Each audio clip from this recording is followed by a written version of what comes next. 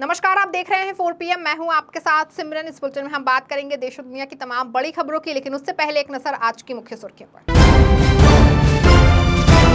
जमीन के बदले नौकरी घोटाला मामले में लालू परिवार को राव रेवेन्यू कोर्ट से मिली बड़ी राहत। इस मामले में आरजेडी प्रमुख लालू प्रसाद यादव, तेजस्वी यादव और तेज प्रताप यादव को कोर्ट से मिली जमानत।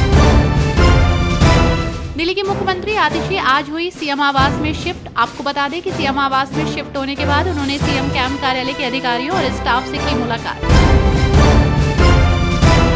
हरियाणा चुनाव के नतीजों से पहले मुख्यमंत्री पद की दावेदार कुमारी शैलजा का बड़ा दावा। बोले, प्रदेश में बन रही है कांग्रेस की सरकार।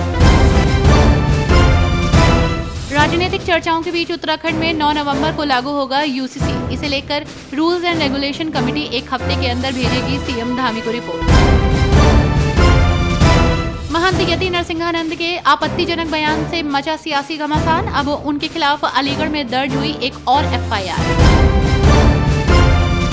सीएम पद से इस्तीफा देने के बाद अरविंद केजरीवाल एक्टिव मोड में नजर आ रहे हैं। इस बीच सीएम आतिशी और केजरीवाल ने आज संयुक्त प्रेस वार्ता की। इस दौरान भाजपा को जमकर घेरा। दिल्ली के मुख्यमंत्री आतिशी और पूर्व सीएम अरविंद केजरीवाल ने एक बार फिर भाजपा पर जमकर निशाना साधा। दरअसल दिल्ली में सड़कों की मरम्मत को लेकर दिल्ली के मुख्यमंत्री और पूर्व सीएम अरविंद केजरीवाल ने प्रेस कॉन्फ्रेंस की। दिल्ली के पूर्व मुख्यमंत्री अरविंद केजरीवाल ने कहा कि मेरे जेल जाने के बाद भाजपा वालों ने दिल्ली की जनता को परेशान किया, हमारी सरकार के काम रोके। भाजपा वालों ने सड़कों की मरम्मत का काम भी रुकवा दिया। जेल से बाहर आने के बाद मैं और आतिशी सड़कों का मुआयना करने निकले और मैंने आतिशी से कहा, पीडब्ल्यूडी की जो सड़कें टूटी हुई हैं उन्हें जल्द ठीक कराया जाए। सरकार ने इस ओर ध्यान दिया और जहां भी सड़कें टूटी हुई थी वहां मरम्मत का काम शुरू हो गया। जमीन के बदले नौकरी घोटाला मामले में लालू परिवार को राव रेवेन्यू कोर्ट से बड़ी राहत मिली है, जिस पर तेजस्वी यादव ने प्रतिक्रिया देते हुए कहा कि इस केस में कोई दम नहीं है, हमें न्याय जरूर मिलेगा। जमीन के बदले नौकरी घोटाला मामले में आरजेडी प्रमुख लालू प्रसाद यादव, तेजस्वी यादव और तेज प्रताप यादव को आज राव रेवेन्यू कोर्ट से बड़ी राहत मिल गई है, जिसके बाद तेजस्वी यादव ने अपनी प्रतिक्रिया देते हुए कहा कि ये मामला राजनीति से जुड़ा है, केस में कोई दम नहीं है, ये हमारे खिलाफ साजिश है, कोर्ट पर भरोसा है, जांच एजेंसियों का दुरुपयोग किया जा रहा है। उन्होंने कहा कि न्यायालय से हमें जमानत मिली है, जनता की अदालत से भी न्याय मिलेगा। साथ ही तेजस्वी यादव ने कहा कि राजनीतिक षड्यंत्र के तहत ये केस किए जाते हैं, जनता सब देख रही है, हमें जनता की अदालत में भी न्याय मिलेगा और न्यायालय में भी न्याय मिलेगा। लगातार चर्चा में रहने वाला यूनिफॉर्म सिविल कोड यानी कि समान नागरिक संहिता उत्तराखंड में आगामी 9 नवंबर को लागू होगा। रूल्स एंड रेगुलेशन कमेटी की आज हुई बैठक में यह फैसला लिया गया है कि यूसीसी स्थापना दिवस की रजत जयंती के अवसर पर लागू होगा। उत्तराखंड में समान नागरिक संहिता स्थापना दिवस की रजत जयंती के अवसर पर 9 नवंबर को लागू होगा। रूल्स एंड रेगुलेशन कमेटी की आज आखिरी बैठक हुई। सामने आई खबरों के मुताबिक इसकी नियमावली बनकर तैयार हो गई है। ये एक सप्ताह के भीतर मुख्यमंत्री धामी को नियमावली सौंप दी जाएगी। आपको बता दें कि हाल ही में सीएम ने घोषणा की थी कि यूसीसी को 9 नवंबर को लागू किया जाएगा, लेकिन कमेटी का काम पूरा न होने के चलते ये पूरा होता नहीं दिख रहा है।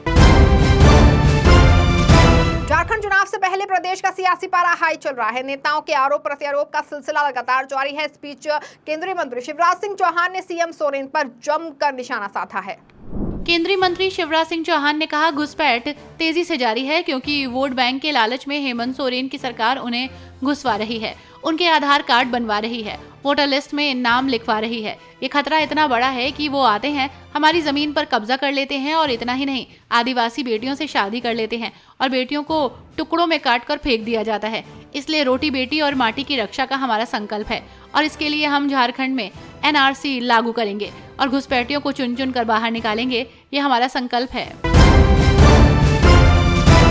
हरियाणा में चुनावी नतीजों के आने के पहले ही प्रदेश में राजनीतिक पारा 7वें आसमान पर है। इस बीच कांग्रेस सांसद दीपेंद्र हुड्डा ने कहा कि हमारा पहला और आखिरी लक्ष्य हरियाणा में बदलाव लाना है, हरियाणा में कांग्रेस की सरकार बनाना है ताकि हरियाणा को एक नई शुरुआत मिले।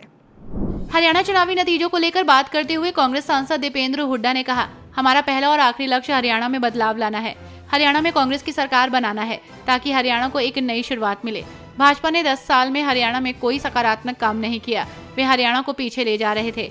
हमने बदलाव का अपना लक्ष्य हासिल कर लिया है। इसके बाद कांग्रेस पार्टी में एक प्रणाली है कि किसे क्या जिम्मेदारी मिलेगी। दशकों से एक प्रक्रिया का पालन करते हुए विधायक दल की बैठक होती है। इसके बाद केंद्रीय नेतृत्व अपने विवेक से जो अंतिम निर्णय लेता है उस पर सब आगे बढ़ते हैं। प्रक्रिया वही रहेगी और केंद्रीय नेतृत्व फैसला करेगा। बिहार के पूर्णिया में बाढ़ की गंभीर स्थिति को देखते हुए सांसद राजेश रंजन उर्फ पप्पू यादव ने अमौर और बैसा प्रखंड के अधिकारियों और जनप्रतिनिधियों के साथ बैठक की। इस दौरान उन्होंने बाढ़ प्रभावितों को सरकारी राहत का पूरा लाभ दिलाने के निर्देश दिए हैं। बिहार में आई बाढ़ ने जीवन अस्त व्यस्त कर दिया है, तो वहीं इस बीच सांसद राजेश रंजन उर्फ पप्पू यादव ने पूर्णिया जिले के अमौर और बेसा प्रखंड के बीडीओ, सीओ, मुखिया प्रमुख और स्थानीय जनप्रतिनिधियों के साथ बैठक कर बाढ़ की गंभीर स्थिति की समीक्षा की है।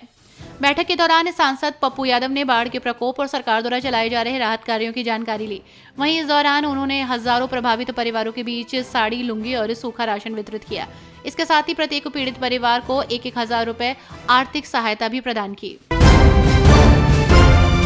तमिलनाडु में हुए हादसे को लेकर नेताओं की प्रतिक्रिया सामने आ रही है, साथ ही भाजपा को जमकर घेर रहे हैं। इस बीच इस हादसे को लेकर कांग्रेस नेता राशिद अल्वी ने जो कुछ कहा है वो दुर्भाग्यपूर्ण है और कहा कि साथ ही उन्होंने भाजपा को बहुत जम के घेरा। तमिलनाडु हादसे को लेकर नेताओं की प्रतिक्रिया सामने आ रही है। इस बीच इस हादसे को लेकर कांग्रेस नेता राशिद अल्वी ने कहा कि जो कुछ हुआ है वो दुर्भाग्यपूर्ण है। प्रशासन को सही तरीके के इंतजामात करने चाहिए थे, लेकिन जो सूचना मिल रही है उसके अनुसार वहां किसी की मौत नहीं हुई है, सिर्फ घायल हुए हैं। लेकिन मैं भाजपा से कहना चाहता हूं कि अभी कुछ ही दिन पहले उत्तर प्रदेश में 200 से ज्यादा लोग मारे गए थे, बड़ी भगदड़ मची थी। उसके लिए कौन जिम्मेदार था? भारतीय जनता पार्टी दूसरों पर दोष लगाने से पहले अपने गिरेबान में झांक ले तो ज्यादा बेहतर होगा।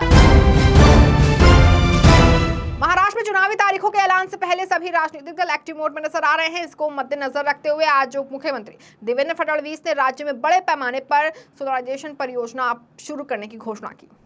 महाराष्ट्र के उप मुख्यमंत्री देवेंद्र फडणवीस ने राज्य में बड़े पैमाने पर सोलराइजेशन परियोजना शुरू करने की घोषणा की है। ये परियोजना नागपुर में आवाड़ा समूह द्वारा एक एकीकृत सौर संयंत्र के भूमि पूजन के साथ शुरू हुई, जो दक्षता बढ़ाने के लिए सौर इकाइयों को एकीकृत करेगी। ये अत्याधुनिक परियोजना वर्तमान मानकों की तुलना में अधिक दक्षता का दावा करती है और महाराष्ट्र में 20,000 मेगावाट सौर ऊर्जा प्राप्त करने की एक बड़ी योजना का हिस्सा है। महाराष्ट्र के डिप्टी सीएम देवेंद्र फडणवीस ने कहा, आज आवाड़ा ग्रुप द्वारा इंटीग्रेटेड सोलर प्लांट का भूमि पूजन किया गया है। एक तरह से यहाँ सोलर यूनिट्स का संपूर्ण इंटीग्रेशन किया जा रहा है। ये उनकी अत्याधुनिक परियोजनाओं में से एक है। बुलेटिन फिलहाल बस इतना ही। इसी तमाम राजनीतिक खबरों के लिए बने रहें और जुड़े रहें 4 PM के साथ। धन्यवाद।